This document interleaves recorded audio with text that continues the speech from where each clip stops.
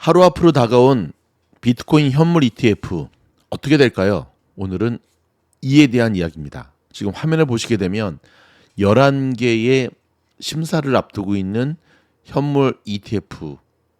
오늘 엄청난 해프닝이 있었잖아요. 결론적으로 SEC의 트위터가 해킹당한 것으로 밝혀지면서 해프닝으로 끝났는데 가장 피해를 본 사람은 일론 머스크. 해킹의 취약한 구조를 드러내는 X의 모습이죠.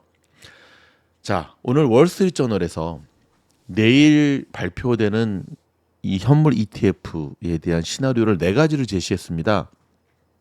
제가 이 영상 만들고 있는 사이에 갑자기 승인됐다라는 기사가 빵 하고 나오면서 코인 관련주들이 급등하면서 진작 만들 걸 했는데 해프닝으로 끝나면서 마무리하도록 하겠습니다.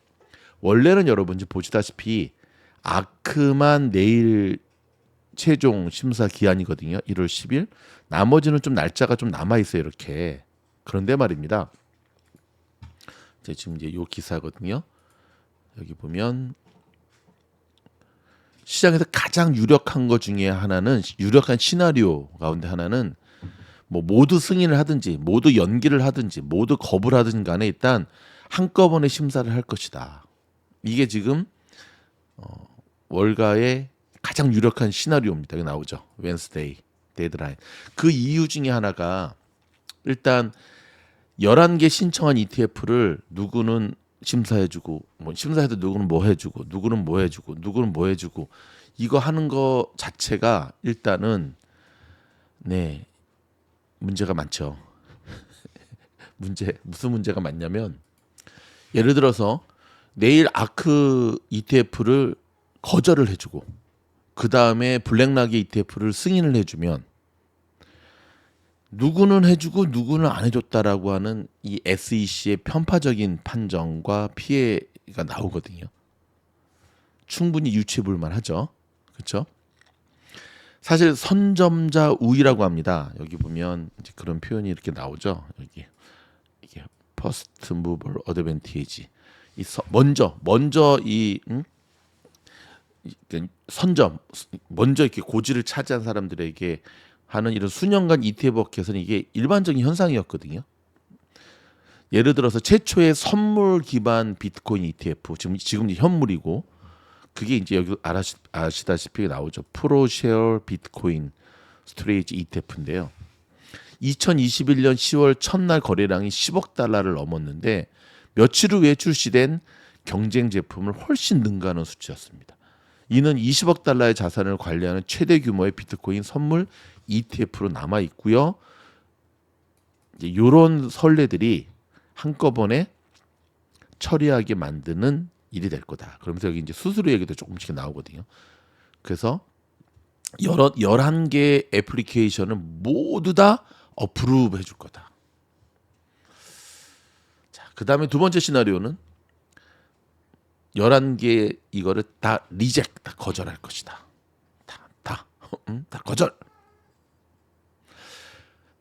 지금 분위기는 다 승인하는 분위기인데요. 그렇지 않습니다, 여러분. 자, 여기 기사를 이렇게 딱 보시면 여기도 나오잖아요. 그렇죠?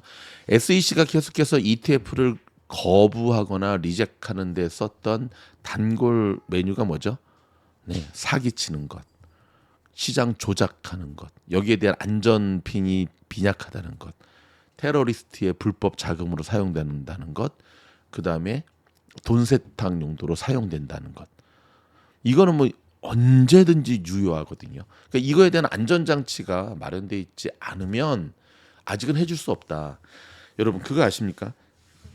메타의 전신인 페이스북에서도 가상화폐 만들었었어요. 근데 그 유튜브 찾아보면 나오거든요.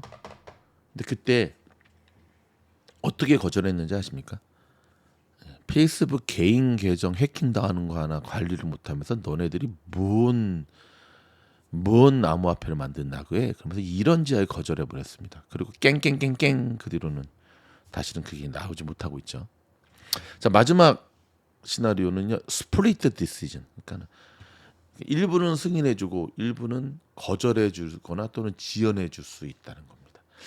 여러분 캐시 우드가 지난주에 승인이 안 될 수도 있다라고 하는 것 속에 코인베이스를 비롯해서 대거 매도했던 사건이 있었잖아요. 그렇죠? 이 시나리오도 늘 남아 있는 거예요. 근데 마지막에는 이제 자산 관리자의 S-1 또는 S-3 서류 제출을 지연시키는 하는 방법이 있는데 이거는 조금 이제 제끼고 자 그러면 어떻게 될 것 같습니까? ETF를 승인해 줄까요? 안 해줄까요? 어저께 게리 겐슬러 그 SEC 위원장이 뜬금없이 자 본인의 그 카카오톡이 아니라 본인의 그 트위터 계정에 이러한 가상 화폐를 거래할 때는 정말 조심해야 된다라고 하는 것들에 대한 내용을 올렸어요. 뜬금없이. 그래서 지금 월가에서의 반응은 승인을 앞두고 먼저 한번 밑밥 까는 거다라고 얘기하고 있거든요. 분위기가. 얼마 전까지만 하더라도 승인되기 힘들어. 지금 승인되면 되겠어? 응? 전원 다 연기시킬 거야 아마. 근데 여러분 다른 거는 몰라도 11개 ETF 가운데 블랙락의 ETF가 섞여 있다는 게 중요한 거예요. 블랙락은 지금까지 ETF를 신청해서 한 번도 거절당한 적이 없어요. 한 번도 거절당한 적이 없다라고 하는 것은 거절당할 만한 위험 요소의 ETF는 신청하지 않았다는 거고요. 또 하나는 정말 100% 완벽한 서류와 파일을 준비될 때만 신청했다는 거예요. 그러니까 감정적으로 아직 안 돼 이렇게 할 수 없고 SEC에서 이거를 거절하기 위해서는 거절 또는 이제 연기하기 위해서는 연기에 대한 명백한 근거 자료를 제시해야 되거든요.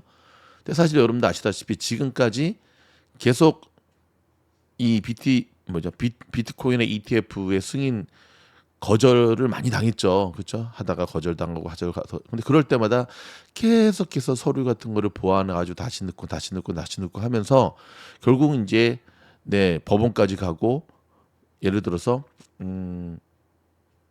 11개의 신청을 모두 기각하기 위해서는 여기에 해당하는 명백한 이유를 제시해야 되는데 만약에 SEC가 이번 신청을 거부하게 된다면 실질적으로 지금까지 거절시켰던 것 이외에 다른 이유를 제시해야 돼요. 왜냐하면 연방항소법원이 지난 8월에 여기 이제 그 나오죠.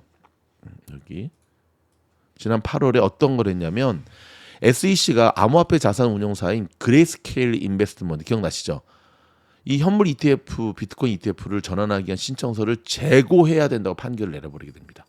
그러면서 이 수준의 판사가 그레이스케일의 제안에 대한 기간의 거부는 비트코인 선물을 추적하는 자금을 승인한 점에서 굉장히 변덕스러운 것이다 라고 말을 했죠. 그러니까 이제 거절하기 위해서는 좀 전에 제가 말씀드렸던 대로 뭐 사기와 뭐 이거에 취약하다는 것 이외에 다른 근거들을 제시해야 되는데 그 근거를 제시할 수 없다면 결국은 승인해 줄 수밖에 없는 거고 지금 상황이 이어갔다는 겁니다. 미즈노에서는 모두 승인된다. 한 표를 걸도록 하겠습니다. 한번 하루 남았습니다. 내일 어떤 결과가 나올지 지켜보도록 하겠고요. 더불어서 승인이 됐을 때 우리는 어떠한 트레이딩을 해야 되느냐에 대해서는 바로 2부 영상에서 시작하겠습니다. 고맙습니다.